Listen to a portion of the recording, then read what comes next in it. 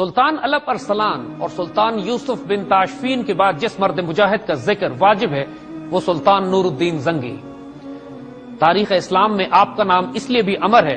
کہ آپ وہ نیک فقیر درویش اللہ کے ولی سپاہی ہیں کہ جن کو براہ راست خواب میں حضور صلی اللہ علیہ وسلم نے تشریف لا کے حکم دیا کہ مدینہ منورہ جا کر ان دو صلیبیوں کا سر قلم کیا جائے کہ حضور کے روضہ مبارک کی بے حرمتی کر رہے ہیں۔ سلطان نور الدین زنگی کو جب یہ خواب آیا اور حضور صلی اللہ علیہ وسلم کی زیارت نصیب ہوئی تو آپ ایک فوجی دستہ لے کر شام سے سفر کرتے ہوئے مدینہ پہنچے، اور مدینہ میں وہ تاریخی واقعہ رونما ہوتا ہے کہ جب آپ تمام اہل مدینہ کو جمع کر کے ایک دعوت کرتے ہیں، سب کے چہرے دیکھتے ہیں، اور جب یہ پوچھتے ہیں کہ کیا تمام لوگ آ گئے تو بتایا جاتا ہے کہ دو فقیر ہیں کہ جو دور ایک کوٹھڑی میں رہتے ہیں اور کبھی نہیں نکلتے سوائے ان کے پورا شہر یہاں موجود ہے۔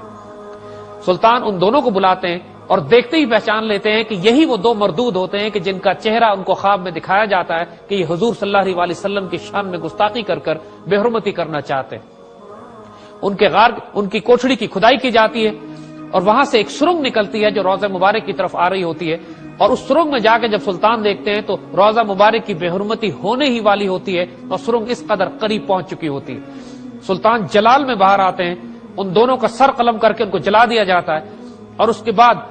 حکم دیا جاتا ہے کہ روضہ مبارک کے آس پاس اتنا گہرا کھودا جائے کہ پانی نکل آئے، اور وہاں پر سیسا پلائی ہوئی دیواریں لگا دی جاتی ہیں جو آج تک مسجد نبوی میں روضہ مبارک کے گرد لگی ہوئی ہیں، اور ساتھ ہی ایک چبوترا بنایا جاتا ہے جس پر مسلح پہرے دار کھڑے کر دیے جاتے ہیں تاکہ قیامت تک کوئی شخص گستاخی اور بے ادبی کا سوچ بھی نہ سکے۔ آج اگر آپ مسجد نبوی میں جائیے تو روضہ مبارک کے پیچھے کی طرف ریاض الجنہ سے باہر جو چھوٹا سا چبوترا بنا ہوا ہے جس کو اکثر لوگ اصحاب الصفہ کا چبوترا سمجھتے ہیں، یہ چبوترا ہراسا ہے، سیکیورٹی گارڈز کا چبوترا، یہ وہی ہے جو سلطان نور الدین زنگی نے اس وقت اس واقعے کے بعد بنوایا تھا۔ بعد کے آنے والے وقتوں میں سیکیورٹی گارڈ تو ختم ہو گئے لیکن یہ چبوترا آج بھی قائم ہے۔ یہ سلطان نور الدین زنگی جو صلیبی جنگوں میں مسلمانوں کے تلوار کی دھار کے طور پر امت کی حفاظت کرنے کے لیے سامنے تھے، ایک طرف الپ ارسلان اپنی ڈیوٹی پوری کر چکے تھے اور وہاں سے جب صلیبیوں کو راستہ نہ ملا تو صلیبی پھر شام اور فلسطین کے راستے مملکت اسلامیہ میں داخل ہونے لگے، اس وقت ان کے راستے پر نور الدین زنگی آ کر کھڑے ہوئے، اور نور الدین زنگی ہی کے شاگرد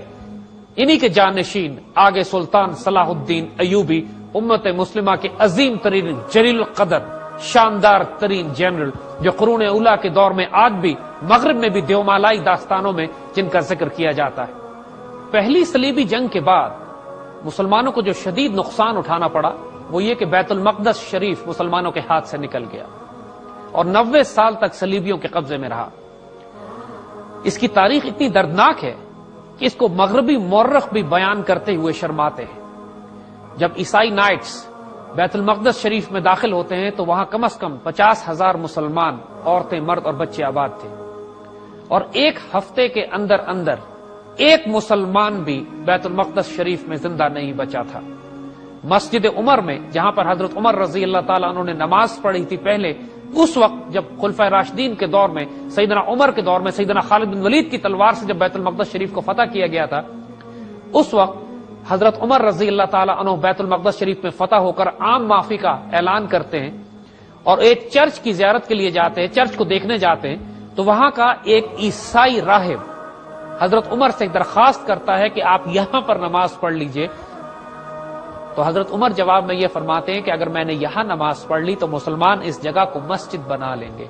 میں تمہاری عبادت گاہوں میں دخل نہیں دینا چاہتا، اس لیے باہر نکل کر ایک کھلی جگہ پر نماز ادا فرماتے ہیں، جس جگہ واقعتاً بعد میں مسلمانوں نے ایک مسجد بنا لی جو مسجد عمر کے نام سے مشہور ہوئی۔ اس مسجد عمر میں جب صلیبیوں نے بیت المقدس شریف فتح کیا تو مسلمانوں کا خون گھوڑوں کے گھٹنوں تک پہنچا ہوا تھا،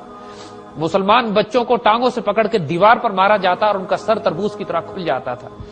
مسلمان مرد عورتوں کو اس طرح بے حرمت کیا گیا، جو بڑی بڑی عمارتوں کے ٹاورز تھے وہاں سے لے جا کے ان کو نیچے پھینکا گیا اور گھوڑوں کے پیچھے باندھ کر ان کے جسم کے ٹکڑے کیے گئے۔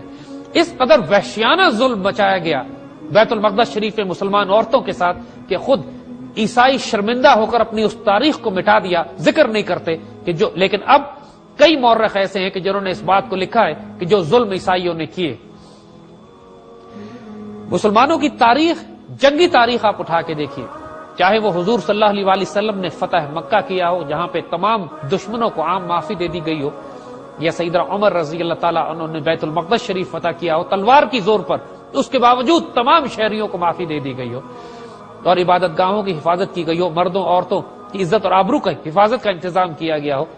اس کے مقابلے میں جب صلیبیوں نے پہلی جنگ عظیم کے بعد بیت المقدس شریف کو فتح کیا تو انسانیت شرما گئی۔ اس کے 90 سال کے بعد جب سلطان صلاح الدین ایوبی مسلمان فوج کی قیادت کرتے ہوئے بیت المقدس شریف کو فتح کرتے ہیں تو ان کے کردار، ان کے اخلاق اور ان کے ظرف کا یہ عالم ہوتا ہے کہ دشمنوں کے نائٹس تک کو معاف کر دیتے ہیں۔ یہ وہ سلطان صلاح الدین ایوبی ہیں کہ جو مغرب بھی مجبور ہے کہ جن کی تعریف میں خوبصورت الفاظ سے ذکر کرے۔ اس زمانے میں صلیبی فوجوں کے کمبائنڈ فورسز یعنی تمام یورپ جن کی قیادت بڑے بڑے بادشاہ کر رہے تھے، اور اس میں رچرڈ دا لائن ہارٹ یعنی انگلستان کا سب سے بڑا بادشاہ وہ خود بھی تھا، جو کہ صلیبی فوجوں پہ آنے سے پہلے، صلیبی جنگ پہ آنے سے پہلے قسطنطنیہ جا کر آیا صوفیہ، جو آج بھی استنبول کے اندر بہت بڑا گرجا ہے، آیا صوفیہ میں جا کے عبادت کر کر آیا تھا اور اپنی فوجوں کے ساتھ صلاح الدین کے مقابلے پر آیا۔ اور تاریخ نے یہ واقعہ بھی دیکھا کہ میدان جنگ میں دونوں بادشاہ جب آمنے سامنے ہوتے ہیں اور رچرڈ کا گھوڑا مارا جاتا ہے تو صلاح الدین جنگ روک کر اپنا گھوڑا اس کے لیے روانہ کرتے ہیں اور اس کو موقع دیتے ہیں کہ وہ گھوڑے پر سواری کرے۔ اسی طرح جب رچرڈ بیمار ہوتا ہے تو صلاح الدین اپنا طبیب اس کی طرف بھیجتے ہیں کہ وہ اپنے دشمن کا علاج کریں۔ صلاح الدین ایوبی کا یہ کردار، اتنا غیر معمولی حسن سلوک کہ جس کی وجہ سے مسلمانوں میں تو آپ ہیرو ہیں ہی،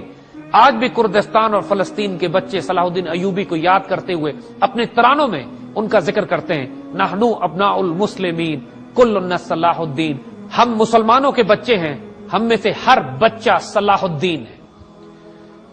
صلاح الدین ایوبی جس طرح انہوں نے اس وقت کی کمبائنڈ صلیبی فوجوں کو ذلت آمیز شکست دی، قرون اولیٰ کی تاریخ کا سب سے رومانوی دور تصور کیا جاتا ہے، خاص طور پہ جنگ حطین، جہاں پہ ایک بہت بڑی صلیبی فوج صلاح الدین ایوبی کے ہاتھوں اس طرح ذبح اور تباہ ہوئی کہ اس میں کوئی نائٹ بھی بچ کے نہ جا سکا۔ یہ تمام تاریخ ہم اپنی دوسری سیریز یہ غازی میں تفصیل سے ذکر کر چکے ہیں، اور آپ کو ایک دفعہ پھر ریمائنڈ کریں گے کہ اس پوری سیریز کو دیکھیے اور ان مسلمان فاتحین اور ہیروز کو سلام پیش کیجئے کہ جن کی وجہ سے آج امت مسلمہ کی آبرو قائم ہے۔